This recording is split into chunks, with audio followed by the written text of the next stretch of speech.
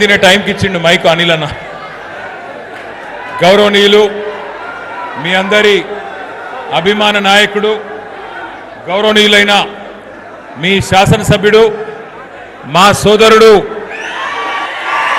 శ్రీ అనిల్ జాదవ్ గారికి mass leader Anil Jadhav గారికి గౌరవనీయులైన ఆసిఫాబాద్ ఎమ్మెల్యే పెద్దలు మనందరి ఆడబిడ్డ శ్రీమతి కోవా లక్ష్మి అక్క గారికి గౌరవనీయులు మాజీ మంత్రివర్యులు పెద్దలు ఆదిలాబాద్ జిల్లా పార్టీ అధ్యక్షులు శ్రీ జోగు రామన్న గారికి గౌరవనీయులు మాజీ మంత్రివర్యులు పెద్దలు బాల్కొండ శాసనసభ్యులు అన్నా శ్రీ వేముల ప్రశాంత్ రెడ్డి గారికి గౌరవనీయులైన హుజూరాబాద్ శాసనసభ్యులు శ్రీ పాడి కౌశిక్ రెడ్డి గారికి గౌరవనీయులైన కోరుట్ల శాసనసభ్యులు శ్రీ డాక్టర్ సంజయ్ గారికి సంజయ్ కहाँ गया గౌరవనీయులైన ఎమ్మెల్సీ తమ్ముడు శ్రీ నవీన్ కుమార్ రెడ్డి గారికి నవీన్ కుమార్ రెడ్డి గారు ఒక నిమిషం పాలమూరులో మన ప్రభుత్వం పోయినాక రేవంత్ రెడ్డి సొంత జిల్లాలో అక్కడ ఎమ్మెల్సీగా గెలిచి వచ్చిన నాయకుడు మన తమ్ముడు నవీన్ కుమార్ రెడ్డి అట్లాగే గౌరవనీయులు మన ఖానాపూర్ ఇన్ఛార్జ్ సోదరుడు బూక్యా జాన్సన్ రాథోడ్ గారికి గౌరవనీయులు ఆర్మూర్ మాజీ శాసనసభ్యులు శ్రీ ఆశన్న గారి జీవన్ రెడ్డి గారికి అట్లాగే ముదోల్ నుంచి ఇక్కడికి విచ్చేసిన సోదరులు శ్రీ విలాస్ గాడేవార్ గారికి డాక్టర్ కిరణ్ కుమ్రేవార్ గారికి సోదరులు శ్యామ్ సుందర్ గారికి చిన్నారావు గారికి ఇంకా పేరు పేరున మరి ఆదిలాబాద్ నిర్మల్ జిల్లాలోని వివిధ ప్రాంతాల నుంచి ఇక్కడికి విచ్చేసిన నాయకులకు కానీ అందరికంటే ముఖ్యంగా ఇంత ఆకలైతుంటే ఇంత ఎండగొడుతుంటే కూడా ఓపికగా ఉన్న మా బోత్ అన్నదమ్ములకు ఆడబిడ్డలందరికీ నా చేతులెత్తి హృదయపూర్వకంగా మీకు నమస్కారం. ఇవాళ కొంత బాధ అనిపిస్తున్నది, కొంత సంతోషంగా ఉన్నది. ఇక్కడికి వచ్చే ముందు సోదరుడు సిరికొండ మండలం పున్నా గ్రామానికి సంబంధించిన ఒక రైతు మరి ఆ సోదరుడి పేరు పాండురంగ అనే రైతు ఆయనకున్న 4 ఎకరాల్లో జొన్నలు పండించిండు. జొన్నలు పండించిన తర్వాత మరి రైతు బంధు రాలే, టైంకు యూరియా దొరకలే, కరెంటు చక్కగా లేదు. కానీ కష్టపడ్డాడు. ప్రభుత్వం మద్దతు ఇవ్వకపోయినా కష్టపడి జొన్నలు పండించి మరి ప్రభుత్వం కనీసం కొంటదేమో జొన్నలు 3720 రూపాయలు మద్దతు ధర ఉండే, ఆ మద్దతు ధరకు కొంటదేమో అనుకున్నాడు. పోయి మార్కెట్లో సిరికొండ మార్కెట్లో మొత్తం జొన్నలని తీసుకుపోయి కుప్పబోసిండు. వినబడతలేదా? क्या हुआ? कोई तकलीफ है? जरा बैठो भाई, पीछे बैठो, जरा पीछे वाला को नहीं दिख रहा. बीच में जो लोग हैं बैठ जाओ, बीच में जो लोग खड़े हैं बैठ जाओ. ये लोग मध्य निल्सुरो कुसोंడి. 15 मिनट में पूरा करेंगे. जरा దయచేసి కూర్చోవాలని మా అన్నల తమ్ముల కొడుతా. కేసీఆర్ అభిమానులైతే కూర్చోవాలి, జై తెలంగాణ మనుషులైతే కూర్చోవాలి, కేసీఆర్ అభిమానులైతే కూర్చోవాలి అంటున్నా. మీ ఇష్టం. ఇంకా ఇటున్నోళ్ళు కూడా కేసీఆర్ అభిమానులైతే కూర్చోవాలి, అడ్డం ఉండొద్దు, కూర్చోవాలి దయచేసి. మరి పోయినాం, ఆ సోదరుడు పాండురంగ గారు చచ్చిపోతే ఆ కుటుంబాన్ని పలకరించడానికి మందలించడానికి పోయినాం. ఆ ఊరికి పోతే ఊరంతా వచ్చింది. అనిల్ అన్న తీసుకపోతే అక్కడ ఆ కుటుంబంతో మాట్లాడితే కళ్ళలో నీళ్ళు వచ్చినాయి. 2 ఆడపిల్లలు ఉన్నారు, ఒక కొడుకున్నాడు. చిన్న పిల్లలు ఎవరికి లగ్గం కాలే, అందరు ఇంకా ఆగమాగమే ఉన్నారు. భార్యకు చదువు రాదు, పాపం ఆమెకేం తెలియదు. ఆడపోతే అనిల్ అన్న వెంటనే అన్న పార్టీ నుంచి సాయం చేయాలంటే ఒక 3 లక్షల రూపాయలు మన పార్టీ నుంచి వాళ్ళకి సాయం చేసి ధైర్యం చెప్పినాం. కానీ ఏం సరిపోతుంది, ఎట్లయితుంది? ఇలా మనం ఆలోచించవలసింది ఒక్కటే. కేసీఆర్ ప్రభుత్వంలో మనం ఆనాడు రైతును రాజును చేసే ప్రయత్నం చేసినాం. దేశానికి వెన్నుముకగా తెలంగాణ రైతులు ఎదిగేందుకు కేసీఆర్ గారు కష్టపడ్డాడు. ఒక రైతు బంధు తెచ్చిండు, 24 గంటల కరెంట్ ఇచ్చిండు, మీ అందరికీ టైంకు ఎరువులు ఇచ్చిండు, టైంకు విత్తనాలు అందించిండు. మీరు కష్టపడి పంట పండిస్తే మళ్ళా కల్లాలు పెట్టి ఎక్కడికక్కడ కొనుగోలు కేంద్రాలు పెట్టి కల్లాల దగ్గరనే ధాన్యం కొన్నాడు కేసీఆర్. ఆఖరికి కరోనా వస్తే కూడా రాష్ట్రం అంతటా వడ్లు పండించిన, జొన్నలు పండించిన, మక్కలు పండించిన, శనిగలు పండించిన, నువ్వు ఏది పండించినా ప్రభుత్వానికి 100 కోట్ల నష్టం వచ్చినా బాధపడకుండా ప్రభుత్వమే మీది, తెచ్చుకున్న తెలంగాణనే మీకోసం అని చెప్పి ఎన్ని వేల కోట్ల నష్టం వచ్చినా కేసీఆర్ గారు మీకోసం నిలబడ్డాడు. బ్రహ్మాండంగా మీకు లాభం చేసే ప్రయత్నం చేసినాడు. ఆయన చేసిన పనుల వల్ల తెలంగాణ ఇవాళ అన్నపూర్ణ, దేశానికి అన్నం పెట్టే అన్నపూర్ణగా తెలంగాణ ఎదిగింది. మరి ఇవాళ ఏమైంది ఇవాళ తెలంగాణ? తమ్మి మీరు మధ్యలో నిలిచిన వాళ్ళు డిస్టర్బ్ చేస్తున్నారు, ప్లీజ్ కూర్చోండి, దండం పెడతా కూర్చో ప్లీజ్, జరా ఉनको బిఠా అన్న. మీరు కూర్చోపోతే ఎన్నుకున్న వాళ్ళు గడబడి చేస్తారు ప్లీజ్. దేశానికే అన్నం పెట్టే స్థాయికి, దేశానికే బువ్వ పెట్టే స్థాయికి ఇవాళ తెలంగాణ ఎదిగింది. కానీ నిన్న ఈ ఒక్క మాట మీరు జాగ్రత్తగా వినాలి, మనసుకు ఎక్కించుకోవాలి, 10 మందికి చెప్పాలి ఊర్లలో. నిన్న రాష్ట్రంలో రేవంత్ రెడ్డి నాయకత్వంలో మొత్తం ప్రభుత్వం మంత్రులందరూ కూర్చున్నారు. నిన్న మంత్రివర్గ సమావేశం పెట్టినారు. ఏం చెప్పినారనలా, ఏం డిసైడ్ చేసినారు అంటే కేవలం ఈ కాడ నుంచి వచ్చే పంట నుంచి, ఈ కాడ నుంచి ఒక్క గింజ కూడా కేంద్రం ఇచ్చిన కోటా కంటే ఒక్క గింజ కూడా నేను ఎక్కువ కొనా అంటున్నాడు రేవంత్ రెడ్డి. అంటే ఏమిటిది? కేంద్రం గిన్న నేను 40 లక్షల క్వింటాలే కొంటా అంటే నేను అంతకంటే ఒక్క గింజ ఎక్కువ కొనా అంటున్నాడు ఇలా రేవంత్ రెడ్డి ప్రభుత్వం. నేను అడుగుతున్నా, ఒక మాట మీరు ఆలోచించమని కోరుతున్నా. మరి ఇదివరకు ఇదే రేవంత్ రెడ్డి ఏం మాట్లాడిండో ఒక్కసారి యాద్ చేసుకోండి. ఈ రేవంత్ రెడ్డి గారి గురువు గారు ఆనాడు ఇదే తెలంగాణను, ఇదే ఆంధ్రప్రదేశ్ను ఏలిన సమైక్య పాలకులు వాళ్ళ పరిపాలనలో మన తెలంగాణ రైతులను అరిగొసబెట్టినరు, ఆగం చేసిండ్రు. పక్కన కృష్ణా నది ఉన్నా, గోదావరి నది ఉన్నా కరెంటు లేదు, నీళ్లు లేవు, కాలిపోయే మోటార్లు, పేలిపోయే ట్రాన్స్ఫారంలు, ఎక్కడికక్కడ గందరగోళ పరిస్థితులు, అప్పుల పాలైన రైతులు, ఆత్మహత్యలు. అందుకే దేశంలోనే మహారాష్ట్ర నంబర్ 1 ఉంటే రైతు ఆత్మహత్యల్లో నంబర్ 2 తెలంగాణ ఉండే. కానీ కేసీఆర్ గారి నాయకత్వంలో మరి బ్రహ్మాండంగా ఒక పునాది పడ్డది, మంచి పునాది వేసుకున్నాం. 70 లక్షల రైతులకు 73,000 కోట్లు ఇచ్చిన నాయకుడు ఒకే ఒక్కడు మన నాయకుడు కేసీఆర్. గర్వంగా చెప్పుకోవచ్చు, రైతు బంధు ప్రపంచంలో ఎక్కడ లేదు. అసొంటి పథకం పెట్టిండు. 2 సార్లు రుణమాఫీ చేసిండు, 2 సార్లు లక్ష చేస్తే 29,000 కోట్లు దానికి ఖర్చు అయిందంటే 10 ఏళ్లలో 1,00,000 కోట్లు రైతుల ఖాతాల్లో వేసిన నాయకుడు మన నాయకుడు కేసీఆర్ గారు. మిషన్ కాకతీయ పేరు మీద చెరువులలో పూడిక తీసుకున్నాం, కాళేశ్వరం లాంటి ప్రాజెక్టులు కట్టుకున్నాం. అందుకే ఏమైంది, తెలంగాణ వచ్చినాడు 1,30,00,000 ఎకరాల్లో సాగు ఉంటే కేసీఆర్ దిగిపోయినాడు 2,30,00,000 ఎకరాలంటే 1,00,00,000 ఎకరాలు అదనంగా సాగులోకి వచ్చింది. భూమి బంగారం అయ్యింది, రైతు సంబరంగా ఉండే పరిస్థితి వచ్చింది. కానీ ఇవాళ ఏమి జరుగుతూ ఉంది మీరు ఆలోచన చేయండి.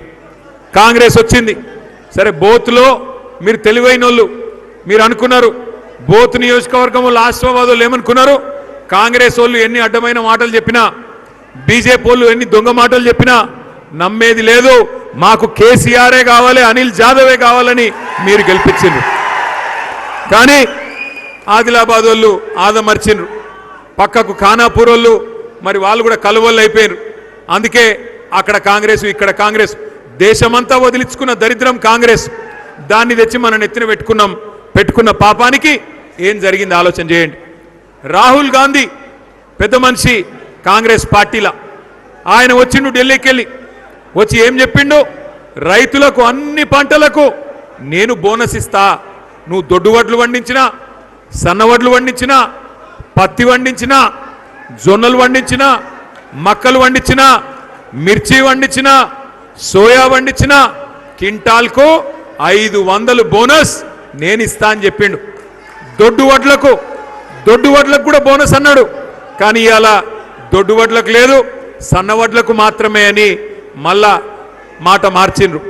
మాట మార్చి నాకేమైంది, 40 రకాల సన్నాలకు ఇస్తామన్నారు మొదలు. కానీ నిన్న చెప్తున్నారు 40 రకాల సన్నాలు కాదు, 7 రకాలకే ఇస్తాం, అంతకంటే ఎక్కువ ఇయ్యమని చెప్పి మళ్ళొకసారి రైతుకు మోసం చేసే పరిస్థితి.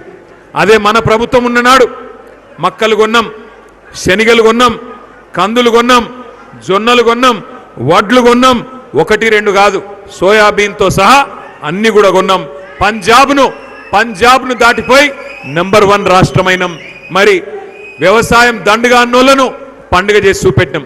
కాంగ్రెస్ ఏం చెప్పింది ఒక్కసారి యాద్ చేసుకోండి దయచేసి. మీకు ఆకలి అవుతుంది, నాకు కూడా ఎరికే, 5 నిమిషాలు బంద్ చేసుకుందాం. కాంగ్రెస్ ఏం చెప్పింది ఒక్కసారి యాద్ చేసుకోండి. కేసీఆర్ 10,000 ఇస్తుండు, మేము 15,000 ఇస్తాం. 10,000 ఇస్తుండు కేసీఆర్, మేము 15,000 ఇస్తాం. కేసీఆర్ 2 పంటలకు ఇస్తుండు రైతు బంధు, మేము 3 పంటలకు ఇస్తాం. కేసీఆర్ 2 పంటలకే ఇస్తుండు, మేము 3వ పంటకు కూడా ఇస్తాం. కేసీఆర్ భూమి ఉన్నోళ్ళకే ఇస్తున్నాడు, మేము కౌలు చేసుకున్నటోళ్ళకు కూడా మేము రైతు బంధు ఇస్తాం. రైతు కూలీలకు నెలకు 1000 రూపాయలు ఇస్తాం. నేను ఒక్కటే అడుగుతున్నా, మొన్న వచ్చిండు ముఖ్యమంత్రి రేవంత్ రెడ్డి బోతు నియోజకవర్గానికి. అనిల్ జాదవ్ గారు అదే వేదిక మీద ఉన్నాడు. అక్కడ మన బీఆర్ఎస్ వాళ్ళు ఎవరు లేరు, అంతా కాంగ్రెస్ ప్రభుత్వం వాళ్ళు పిలిస్తే వాళ్ళు తీసుకొచ్చిన ప్రజలు రైతులు వాళ్ళు వీళ్ళే ఉన్నారు. ముఖ్యమంత్రి రేవంత్ రెడ్డి గారు వచ్చి బోత్ శాసనసభ్యుడు అనిల్ జాదవ్ అనగానే కిందికెళ్ళి సీటీలు, కిందికెళ్ళి సప్పట్లు మారుమోగిపోయినాయి. పరేషాన్ అయిపోయింది ముఖ్యమంత్రి. నాకు సప్పట్లు కొడతలేరు, అనిల్ జాదవ్కు బాగా కొడుతున్నారు, ఇదెక్కడి కథ అని ముఖ్యమంత్రి పరేషాన్ అయ్యిండు. పరేషాన్ అయిపోయి ఇక పంచి డైలాగులు కొట్టుడు మొదలుపెట్టిండు. పంచి డైలాగులు ఏం కొట్టిండు? పంచి డైలాగులు ఏమి అంటే ఏమంటాడు రేవంత్ రెడ్డి, ఎలక్షన్లకు మునుపు మీరు కూర్చోనరా నాయన, ఇంకా కనబడతలేరన్న, కూర్చోనరా బై దండం పెడతా. ఎలక్షన్లకు మునుపు ఇదే రేవంత్ రెడ్డి ఏం చెప్పిండు, అన్ని పనులు చేస్తా, 100 రోజులలోనే చేస్తా, పిల్లగాళ్ళకు స్కూటీలు ఇస్తా, 5 లక్షల విద్యా భరోసా కార్డు ఇస్తా, రైతులకు 15,000 ఇస్తా, ముసలోళ్లకు 4,000 పెన్షన్లు ఇస్తా, అత్తకు 4,000, కోడలకు 2,500 ఇస్తా, అన్నీ 100 రోజుల్లోనే చేస్తా అని డైలాగులు కొట్టిండు. అయితే మొన్న అనిల్ జాదవ్ గారు మరి వివిధ సభల్లో అడుగుతున్నాడు, ఏమాయ ముఖ్యమంత్రి గారు 6 గ్యారంటీలు అంటివి, 420 హామీలు ఇస్తేవి, 3 నెలలు అంటే 100 రోజులనే చేస్తా అంటివి, ఏమైందయ్యా అని అడిగితే బోత్లో రేవంత్ రెడ్డి గారు చెప్తున్నాడు, సోయి కూడా లేదు ముఖ్యమంత్రి అని. ఏమంటున్నాడు, 100 రోజుల్లోనే ఎంత కండలు తిరిగిన పైల్వాన్ అయినా 100 రోజుల్లోనే పిల్లలు పుట్టిస్తాడా? ఒక ముఖ్యమంత్రి నోట్లకెళ్ళి వచ్చే మాట నేను ఇది మనకు తెలియదా? పిల్లలు 3 నెలలకు పుట్టారని మనకు తెలియదా? ముఖ్యమంత్రి మాట్లాడుతుండు, 3 నెలలనే పిల్లలు పుడతారా? కండలు తిరిగిన పైల్వాన్ ఉంటే కూడా అని మాట్లాడుతుండు. నేను అడుగుతున్నా రేవంత్ రెడ్డి, 3 నెలల పిల్లలు పుట్టారు మాకు కూడా ఎరికే, కానీ 3 నెలలు కాదు, మరి 30 నెలలు పుట్టకపోతే నిన్నేమనాలరా? ఏమనాలే? 30 నెలలు అయిపోయింది కదా, సగం టైం అయిపోయింది కదా. ఇవాళ రేపు మా పిల్లలు మా బోతులో హుషారున్నారు పిల్లలు. ట్రైలర్ చూడంగానే చెప్తారు సినిమా హిట్టా ఫట్టా, ట్రైలర్ చూసి చెప్తారు సినిమా హిట్టా ఫట్టా. అన్నం ఉడికిందా లేదా తెలుసుకున్నందుకు ఒక చిన్న మెతుకు చాలు మా వాళ్ళకు హుషారు. మరి నీదేమో సినిమా ఇంటర్వెల్ దాకా అయ్యేపాయ, ఒడిసిపోయింది సినిమా, 50% అయిపోయింది. అందరికి అర్థమైపోయింది కాంగ్రెస్ కేల్ ఖతం, దుకాణం బంద్, అందరికి అర్థమైపోయింది. ఎప్పుడు ఎలక్షన్ వస్తుందా, ఎప్పుడు క్యాలెండర్ మారుతుందా, ఎప్పుడు మళ్ళీ కేసీఆర్ వస్తాడా, ఇది తెలంగాణలోని ప్రతి బిడ్డ ఇవాళ ఆలోచన చేస్తూ ఉన్నది. మీరు ఒక్కటే యాద్ చేసుకోండి, ఇక్కడికి వచ్చిన మా అన్నలు తమ్ముళ్ళు ఒక్కటి గుర్తు తెచ్చుకోండి, కేసీఆర్ ఉన్నప్పుడు ఇటువంటి యూరియా సమస్య ఉండేనా? ఒక్క ఫోన్ చేస్తే మన ఆటో అన్నకో ఆటో తమ్మునికో కళ్ళం కాడికొచ్చి పొలం కాడికొచ్చి బంగారం వలే యూరియా బస్తాలు వేసిపోతున్నాయి. కరెక్టా నేను చెప్పేది కాదా? ఒక్క ఫోన్ ఆటోనికి ఫోన్ చేస్తే అసొంటిది ఇవాళ ఏంది పరిస్థితి? అదేదో యాప్ తెచ్చిండ్రు. యాప్ ఏం యాప్? అసలు షాపులో ఉంటే కదా యాప్లో ఉండేది, షాపులోనే లేకపోయా యూరియా. యాప్ల ఆడికెళ్ళి వస్తుంది, అది సమస్య. వీళ్ళకి తెలివి లేదు. ఆఖరికి రైతులకు సంచులు సప్లై చేసే తెలివి కూడా లేదు, బార్దానిచ్చే తెలివి లేదు. ఉన్నదా? సుతిలు లేదు, బార్దాన్ లేదు, సంచులు కూడా లేవు. అయితే మొన్న అనిల్ అన్న ఏం చేసిండంటే, అవి ఏమో సంచులు ఎందుకు దొరుకుతలేవు రా భయ్ అని చెప్పి ఎంక్వైరీ చేసిండు. సంచులన్నీ ఆడిపోతున్నాయండి, ఎరికేనా? ఏడిపోతున్నాయి, ఢిల్లీకి పోతున్నాయి. నిండా పైసలు నింపి దోసుకున్న సొమ్మంతా ఢిల్లీకి పోతున్నాయి పైసలు. రైతులకు ఇయనికి పైసలు లేవు. రైతు బంధు 3 సార్లు ఎగ్గొట్టిండు ఇప్పటికి సిగ్గులేని రేవంత్ రెడ్డి. ఒకసారి కాదు, 2 సార్లు కాదు, 3 సార్లు ఎగ్గొట్టిండు. ఏం చెప్పిండు ఎలక్షన్లకు ముందు ఏం చెప్పిండు? అప్పుడు కేసీఆర్ సార్ అన్నాడు, ఈ కాంగ్రెస్ వాళ్ళు అధికారంలోకి వస్తే రైతు బంధుకు రామ్ అయిపోతుంది, రైతు బంధు ఉండదు, యాది పెట్టుకోండి, మోసపోతే గోసపడతారు అని చెప్పిండు. అప్పుడు రేవంత్ రెడ్డి ఏమన్నాడు? ఎరికేనా? రేవంత్ రెడ్డి ఏమన్నాడు? కేసీఆర్ అంటున్నాడు మేము అధికారంలోకి వస్తే రైతు బంధు బంద్ అవుతుంది అంటున్నాడు, మేమేమన్నా దివానగాళ్ళమా, మాకేమన్నా దిమాగ్ లేదా, మేమేమన్నా పిచ్చోళ్ళమా అని మాట్లాడిండు. ఇవాళ నేను అడుగుతున్నా రేవంత్ రెడ్డి, 3 సార్లు రైతు బంధు ఎగ్గొట్టిన ఏమనాలే? హౌలా అనాలనా, దివానా అనాలనా, దిమాగ్ లేనోడనాలనా, ఏమనాలి చెప్పు? ఏం చేస్తావు? ఎక్కువ పెడతావు, ఇంకో కేసు పెడతావు, పెట్టు, అంతే కదా పెట్టేది. కేసులు పెట్టుడు తప్ప ఆయనకి ఏమైనా ఎరికేనా? ఏమైనా వచ్చా?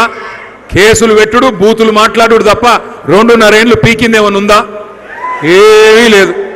గట్టిగా అడిగినావు అనుకో, ఏమైనా రేవంత్ రెడ్డి మా ఆడపిల్లలకు 2500 ఇస్తాను కదా, ఏమాయంటే నీ లాగుల తోండలు ఇడిచి పెడతా. ఏమైనా రేవంత్ రెడ్డి రైతు బంధు ఎప్పుడేస్తావంటే నీ గుట్లు వీకి గోటీలు ఆడతా.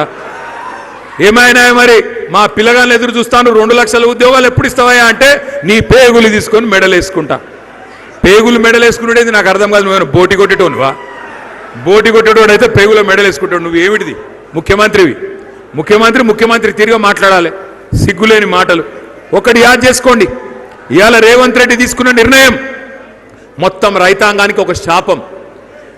ఇకాడి నుంచి కొనడట, ఆయన గింజలు కొనడట, వడ్లు కొనడట, మీరు వండించే జొన్నలు కొనడట, శనిగలు కొనడట. మోడీ ఎంత కొనమంటే గంతే కొంటాడట, మీదికెళ్ళి కొనడట. అంటే నువ్వు ఎకరానికి 40 క్వింటాలు వడ్లు వండించినా ఒకవేళ మోడీ గారు రేపటి రోజున కోటా 10 క్వింటాలే అంటే 10 కొంటాడట, మిగతా 30 నువ్వు బయట అమ్ముకోవాలి. ఇవాళ నిన్న తీసుకున్న నిర్ణయం అది. మరి ఊకుందామా మరలబడదామా?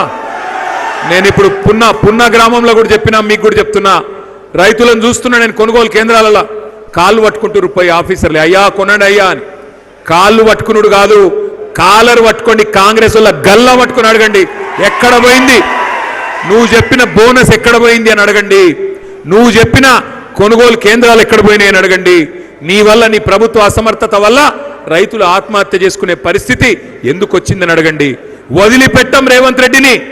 నువ్వే కదా 15 రోజుల కింద చెప్పినావు చివరి గింజ దాకా కొంటా అన్నావు. ఇవాళ ఏమైంది మరి?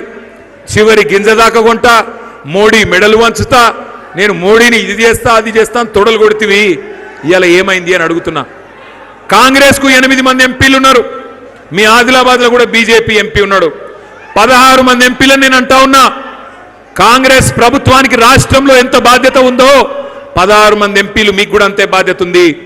కేసీఆర్ ప్రభుత్వం ఉన్నప్పుడు కూడా మోడీ ప్రభుత్వం మేము వడ్లు కొనమంటే మొత్తం క్యాబినెట్ మేము ఢిల్లీ పోయినాం.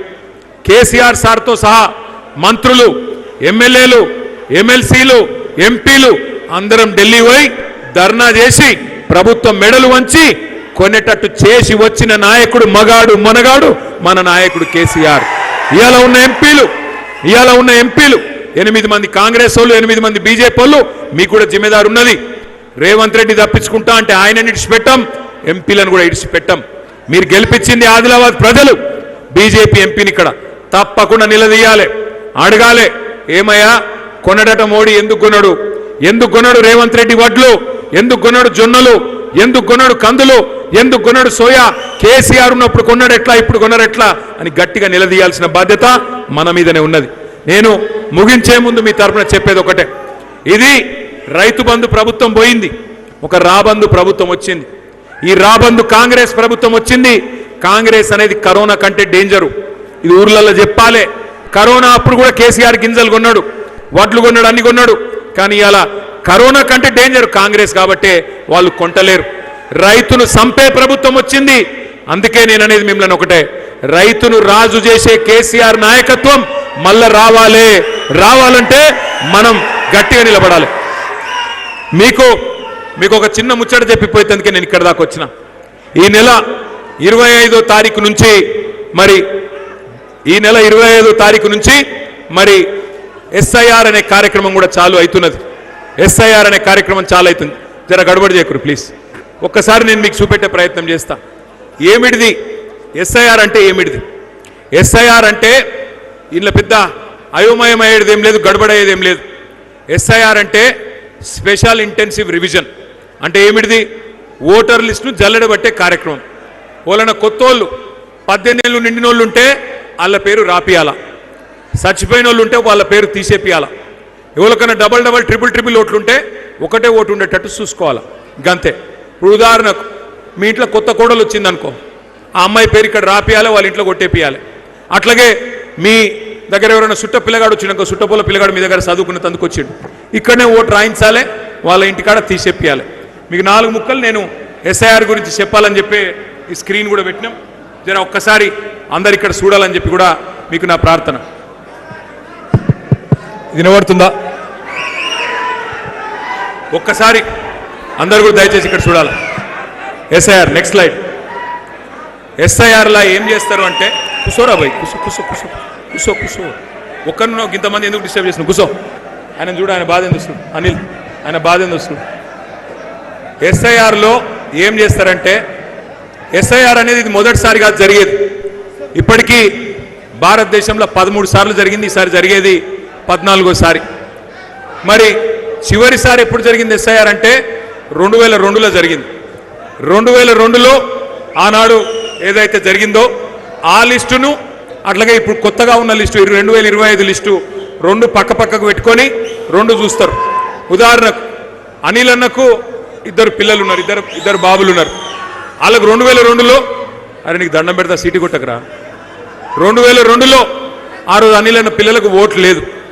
ఆ రోజు 2002లో అనిల్ అన్న పేరు, అనిల్ అన్న భార్య పేరు మాత్రమే ఓటర్ లిస్టులో ఉన్నది. కానీ 2025లో పిల్లలిద్దరు పేర్లు కూడా వచ్చినాయి. ఇప్పుడు ఏం చేయాలి? ఆ పిల్లలిద్దరు పేర్లు అనిల్ అన్నతోని లింక్ చేసి మ్యాపింగ్ చేయాలి. దాన్ని ఫ్యామిలీ మ్యాపింగ్ అంటారు. అది 25వ తారీఖు నుంచి జరిగే కార్యక్రమంలో మీరు చేయాల్సి ఉంటుంది. ఇక్కడ బూత్ లెవెల్ ఏజెంట్లు ఉన్నారా? ఉంటే చేయలేబట్టండి. మీకు ఆ పుస్తకాలు ఇచ్చిర్రా? ఆ పుస్తకాలు చూపెట్టండి ఒక్కసారి. Very good. సో ఈ పుస్తకంలో నేను చెప్పేది అంతా ఉన్నది, మీరు చదువుకోవాలి. కాకపోతే ఆ 2002 లిస్టు 2025 లిస్టు పక్కకు పెట్టుకొని అప్పుడు లేని ఫ్యామిలీ మ్యాపింగ్ ఇప్పుడు చేస్తారు. అదొకటి జాగ్రత్తగా చూసుకోవాలి. నెక్స్ట్, మొత్తం రాష్ట్రంలో ఈ ప్రాసెస్ మొత్తం, ఈ కార్యక్రమం మొత్తం ఒక నెల రోజులు జరుగుతుంది. 25 జూన్ నుంచి 24 జూలై దాకా ఈ కార్యక్రమం జరుగుతుంది. జరిగినాక మరి ఒక లిస్టు, ఓటర్ లిస్టు అప్పుడు పబ్లిష్ చేస్తారు 31 జూలై. అందులోకి ఏమైనా తప్పులు ఉంటే మీకు నెల రోజులు టైం ఉంటుంది. మొత్తం ఆగస్టు నెలంతా మీకు టైం ఉంటుంది. ఆగస్టు నెలలో మీరు ఆ అధికారులకు, అంగన్వాడీ టీచర్లు, మీ మెప్మా లేదా ఐకేపీ మహిళలు ఎవరైతే ఉంటారో వాళ్ళకు, బూత్ లెవెల్ ఆఫీసర్లు ఎవరైతే ఉంటారో వాళ్ళకు మీరు మీ అబ్జెక్షన్ వాళ్ళు చెప్పొచ్చు నెల రోజుల పాటు. 1 ఆగస్టు నుంచి ఆగస్టు నెలాఖరు దాకా అబ్జెక్షన్ చెప్పొచ్చు ఏమైనా తప్పులు ఉంటే. తర్వాత ఒక నెల రోజులు అధికారులు మొత్తం జల్లెడబట్టి మీరిచ్చిన అభ్యంతరాలను పరిష్కారం చేయాలి. చేసినాక అక్టోబర్ 1వ తారీఖు నాడు ఫైనల్ ఓటర్ లిస్టు పబ్లిష్ అవుతుంది. ఈ అక్టోబర్ 1కి వచ్చే ఓటర్ లిస్టే రేపు మీ ఎంపీటీసీ ఎలక్షన్లో అదే ఓటర్ లిస్ట్ ఉంటుంది. రేపు అదే ఓటర్ లిస్టు మీ జెడ్పీటీసీ ఎలక్షన్ ఉంటుంది. రేపు అదే మళ్ళా ఎమ్మెల్యే ఎలక్షన్లు ఉంటుంది, ఎంపీ ఎలక్షన్లో ఉంటుంది. అందుకే ఈ మొత్తం ప్రాసెస్, ఈ మొత్తం ప్రక్రియ చాలా ముఖ్యం. నెక్స్ట్, ఇలా ముఖ్యమైన పాయింట్ ఏంటంటే మన బూత్ లెవెల్ ఏజెంట్లు చేయాల్సింది ఒకటే, మీరు మీ బూత్ లెవెల్ అధికారులతోని మీరు జాగ్రత్తగా ఇల్లుకు పోవాలి. మొత్తం ఒక బూత్లో 1000 ఓట్లు ఉంటాయి. 1000 ఓట్లు అంటే 300 నుంచి 350 ఇండ్లు. నెల రోజులు మొత్తం 1000 ఓట్లను కవర్ చేయాల్సింది నెల రోజులు. మరి 300-350 ఇండ్లు అంటే రోజుకు మీరు తిరిగేది 10 ఇండ్లే. రోజుకు 10 ఇండ్లు తిరగాల. ఆ 10 ఇండ్లల్లో ఎక్కడ కూడా 18 ఏళ్ళు నిండిన కొత్త పిల్లలు ఉంటే వాళ్ళ ఓటు రాయించాలి. ఎవరైనా చచ్చిపోయిన వాళ్ళు ఉంటే ఓటు తీసేయించాలి. అట్లాగే ఏమైనా మ్యాపింగ్ జరగకపోతే, పిల్లలు పుట్టి కోడళ్ళు వచ్చి అట్లా మ్యాపింగ్ జరగకపోతే మ్యాపింగ్ అయ్యేటట్టు చూసుకోవాలి. ఒక అనుమానం ఉంది, వెస్ట్ బెంగాల్లో కొన్ని ఓట్లు తీసేసిండ్రు అందుకే దీదీ ఓడిపోయిందని, బీహార్లో ఓట్లు తీసేసిండ్రు అందుకే అక్కడ లాలూ ప్రసాద్ పార్టీ ఓడిపోయిందని అనుమానం ఉంది. అందుకే బోత్లో మీ అందరితో నా ప్రార్థన, ఒక్క దొంగ ఓటు కూడా ఉండొద్దు. అట్లాగే ఒక్క అర్హుడైన ఏ ఒక్క ఓటు, ఎలిజిబుల్ ఓటు ఒక్కటి కూడా పోవద్దు. చూసుకునే బాధ్యత మీదే అని చెప్పి నేను విజ్ఞప్తి చేస్తున్నా. నెక్స్ట్, ఇక్కడ మన ఉద్దేశం ఒక్కటే, మీరు ఎక్కువ కన్ఫ్యూజ్ అయ్యేది ఏం లేదు. ఆఫీసర్లతో పోవాలి, ఇంటింటికి పోవాలి, అన్ని పత్రాలు చక్కగా ఉన్నాయా లేవో చూసుకోవాలి, ఓటు హక్కు వచ్చినట్టు చూసుకోవాలి. ఇవన్నీ ఇప్పుడు నేను చెప్పేటివన్నీ మీ బుక్లో ఉన్నాయి. నెక్స్ట్, ఒక్క ఈ 13 కాగితాలలో ఏ ఒక్క కాగితం ఉన్నా కొత్త ఓటు కోసం దరఖాస్తు చేసుకోవచ్చు. క్యాస్ట్ సర్టిఫికేట్ కానీ, బర్త్ సర్టిఫికేట్ కానీ, లేదా మీకేమైనా పోడు పట్టాలు ఇచ్చింటే పోడు పట్టాలది కానీ, ఇట్లా ఏదైనా సరే 13 డాక్యుమెంట్లల్లో ఏ ఒక్కటి ఉన్నా మీరు బ్రహ్మాండంగా కొత్త ఓటు కోసం దరఖాస్తు చేసుకోవచ్చు. నెక్స్ట్, ఇక్కడ ఒక ఇంపార్టెంట్ ఇది ఒకటి చూసుకోండి. కొన్ని డబల్ ఓట్లు ఉంటాయి. నేను అనిల్ అన్నకి ఇస్తా లిస్టు మొత్తం. బోత్ నియోజకవర్గంలో డబల్ ఓట్లు ఎన్ని ఉన్నాయి మనకు కూడా ఒక అంచనా ఉంది. ఆ లిస్టు అనిల్ అన్నకి ఇస్తా, అనిల్ అన్న బూత్ల వారీగా మీకు ఇస్తాడు, మీరు చూసుకోవచ్చు. ఇక్కడ ఒక ఉదాహరణ, ఇక్కడ ఒక అమ్మాయికి హైదరాబాద్లో 5 ఓట్లు ఉన్నాయి. అట్లాగే రేపు ఏమైనా డబల్ ఓట్లు ఉంటే వాటిని తీసేయించే ప్రయత్నం చేయాలి. నెక్స్ట్, మీకు ఒక బుక్ ఇచ్చిన చేతిలో, ఆ బుక్లో అన్ని వివరాలు ఉన్నాయి. నెక్స్ట్ నెక్స్ట్ నెక్స్ట్ ఇది ఒక్కటి చూసుకోండి. ఇక్కడ మీ అందరికీ ఒక్క నిమిషం ఆగు. మీ అందరికీ నా ప్రార్థన ఏంటంటే, మీకు ఓటర్ లిస్ట్ కూడా బూత్ల వారీగా మీకు ఇవ్వడం జరుగుతుంది. మీరు చూసుకోవాలా, చూసుకొని అన్ని చక్కగా ఉన్నాయా లేవా చూసుకొని మరి, ఎందుకంటే కేసీఆర్ సార్ గెలవాలని ఉందా, మళ్ళా గులాబీ జెండా ఎగరాలని ఉందా, ఉంది అంటే కాదు, ఉంది అంటే అరే ఆగు, ఉంది అంటే అట్లా పిల్లల లెక్క లొల్లి చేస్తే కాదు, ఈ లొల్లి చేస్తే కాదు, ఆగురత చెప్పేది ఇట్లా లొల్లి పెడితే కాదు. ఎప్పుడైతామంటే మీకు ఎన్ని బూతులు అన్నిలన్నా మొత్తం ఎన్ని బూతులు మొత్తం 303 పోలింగ్ బూత్లు ఉన్నాయి. నేను ఒక్కటే మిమ్మల్ని రిక్వెస్ట్ చేసేది, ఏ బూత్లో ఉండే నాయకులు ఆ బూత్లో మీరు జిద్దు మీద తీసుకోవాలా. నా బూత్లో నేను మెజారిటీ తెస్తా, అనిల్ జాదవ్ను మళ్ళీ గెలిపిస్తా, కేసీఆర్. కానీ మెజారిటీ రావాలి అంటే, మెజారిటీ నీ బూత్లో రావాలంటే దొంగ ఓట్లు ఉండొద్దు, మన వాళ్ళ ఓట్లు పోవద్దు. అట్లాగే కొత్త ఓట్లు ఏమన్నా రాయించేది ఉంటే రాయించాలి. ఇప్పుడే జాగ్రత్తగా చూసుకోవాలి. ఇంగ్లీష్లో ఒక మంచి సామెత ఉంది, తెలుగులో నేను మీకు చెప్తా. అందులో ఏమంటారంటే, యుద్ధం లేనప్పుడు శాంతి సమయంలో ఎంత చెమట వడిపితే యుద్ధంలో అంత తక్కువ రక్తం గారుతుంది సైనికులది అని. ఇప్పుడు మనం ఎంత కష్టం చేస్తే ఎలక్షన్ల గెలుపు అంత ఆసాన్ అవుతుంది. అందుకే మీకు చెప్తున్నా, దయచేసి ఎస్ఐఆర్ కార్యక్రమం సీరియస్గా తీసుకోవాలా. ఇక రెండో ముచ్చట నేను మీకు చెప్పి నేను ముగిస్తా. మెంబర్షిప్ కార్యక్రమం కూడా మనం స్టార్ట్ చేసుకుంటున్నాం. మరి మీ బోత్లో ఉన్న జోష్ చూస్తుంటే మరి మీరు స్టేట్లోనే నెంబర్ 1 ఉంటారేమో నాకైతే డౌట్ కొడుతుంది. ఎక్కడ పోయినా మరి బోత్లో మామూలుగా లేదు, జోష్ అయితే బాగున్నది. మరి స్టేటు నెంబర్ 1 అవుతావా ఏమో నాకు తెలియదు అనిలన్న. కాబట్టి అరే నెంబర్ 1 అనగానే ఉబ్బిపోవద్దురా తమ్మి, ఆగు. నెంబర్ 1 అని ఎందుకంటున్నా అంటే జోష్ ఉన్నది, పిల్లగాన్లు ఉన్నారు, పెద్ద మనుషులు ఉన్నారు, పార్టీ నాయకత్వం ఉన్నది, అంతా గట్టిగా ఉన్నది. కానీ ఒక్కొక్క బూత్లా ఇద్దరిద్దరు పిల్లలకు ట్రైనింగ్ ఇస్తాం. ఆ యాప్ ఎట్లా, అరే నీకు దండం పెడతా ఆగురా భయ్, ఆగురా నీకు దండం పెడతారా తమ్మి, నీకు దండం పెడతా ప్లీజ్, దయా ఆగు ప్లీజ్. జై తెలంగాణ. అయితే ఒక్కొక్క ఇప్పుడు మనం ఇవాళ రేపు సినిమా టికెట్లు కొనాలన్నా యాప్లనే కొంటున్నారు. మీరు ఏదైనా చిన్న వస్తువు ఆర్డర్ చేయాలన్నా అదే ఒత్తుతున్నారు. అందుకే ఏమనుకున్నామంటే ఇక మనం కూడా మన మెంబర్షిప్ కూడా అట్లా ఫోన్ల ద్వారా చేద్దామని ఒక ప్రయత్నం చేస్తున్నాం. చేసి అందులో ఏముంటుందంటే మీరు ఎక్కువ శ్రమ పడేది కూడా లేదు, బాధపడేది లేదు. అందులో ఏం పెట్టినాం, మీ బూత్లో ఉండే ఇద్దరు ట్రైనింగ్ ఇచ్చినాక ఆ బూత్లో ఉండే లిస్టు మీ కాడికే వస్తుంది. చలో ప్లీజ్. అరే ఇద్దరు గడబడి చేస్తే మొత్తం మీటింగ్ డిస్టర్బ్ అవుతుంది. అవుతుంది ఆ బూత్లో మీకు ఇస్తాము, ఆ లిస్టు అందులో ఉంటుంది. మీరు జస్ట్ పేరు కొడితే లేకపోతే ఓటర్ ఐడి కొడితే మొత్తం వివరాలు మన యాప్లోకి వస్తాయి. ఇది చాలా ముఖ్యం, చాలా ఈజీ. ఒక ఫోన్ నంబర్ ఒకటి మీరు ఎంటర్ చేయాలి. కానీ ఒకటి మెల్లగిన్లో మేము కూడా ఒక చిన్న పరీక్ష పెడుతున్నాం మీకు. మీరు తిరిగి చేస్తుర్రా కూర్చొని చేస్తుర్రా మాకు తెలియాలి. అందుకే ఏం పెట్టినా మళ్ళా ఒక బటన్ ఒత్తితే నువ్వు ఎక్కడున్నావో నాకు తెలిసిపోతుంది. నువ్వు అక్కడ బటన్ ఒత్తితే అనిలని ఇంటికాడున్నావా, నీ ఇంటికాడున్నావా, కార్యకర్త ఇంటికాడికి పోయి చేస్తున్నావా, లేకపోతే నీ ఇంట్లో కూర్చొని ఒక అరలో కూర్చొని రాస్తున్నావా, అది కూడా తెలిసిపోతుంది. జీపీఎస్ ఉన్నది. జీపీఎస్ సరికే కదా, ఆ జీపీఎస్ ఉన్నది. కాబట్టి తిరిగి చేస్తేనే తప్ప దొరికిపోతాం. మరి ఎవరన్నా నాయకులు బూత్ల వారీగా నాకొద్దు ఈ బాధ్యత అనుకుంటే పక్కకు జరగండి, అనిల్ నాకు చెప్పండి. లేకపోతే కేసీఆర్ గారు సీఎం కావాలి అంటే 303 బూత్లలో మనమే కేసీఆర్ లెక్క తిరగాలి, మనమే మెంబర్షిప్ చేయాలి, మనమే కష్టపడాలా. అప్పుడే ఈ కాంగ్రెస్ రాబందు ప్రభుత్వం పోతుంది, రైతు బంధు కేసీఆర్ ప్రభుత్వం వస్తుంది. జై తెలంగాణ, కేసీఆర్ గారి నాయకత్వం. జై తెలంగాణ, జై తెలంగాణ.